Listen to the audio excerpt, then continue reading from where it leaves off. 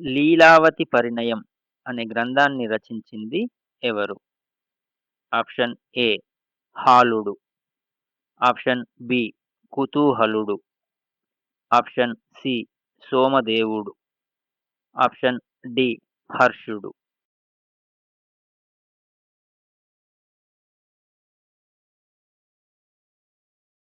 Correct answer option B 'Kutuhaludu'.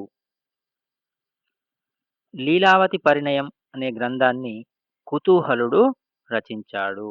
ఇది ఒక గద్య కావ్యం. ఈ గ్రంథం అనేది శాతవాహనుల యొక్క సాహిత్య ప్రగతికి ఒక ఉదాహరణగా చెప్పవచ్చు. ఈ గ్రంథం నాటకీయ శైలి గాని, కథనం గాని, ప్రాచీన భారతీయ రచనా శైలిని ప్రతిబింబిస్తుంది. ఒకసారి మిగతా ఆప్షన్స్ కూడా చూద్దాం. 'హాలుడు' ఇంతకుముందే చెప్పుకున్నాం. గాథా సప్తశతిని రచించాడు. నెక్స్ట్ 'సోమదేవుడు'. ఈ 'సోమదేవుడు' 'కథా సరిత్సాగరం' అనేటటువంటి గ్రంథాన్ని రచించాడు. అలాగే 'హర్షుడు' 'హర్షచరితం', 'రత్నావళి' వంటి గ్రంథాలను రచించాడు.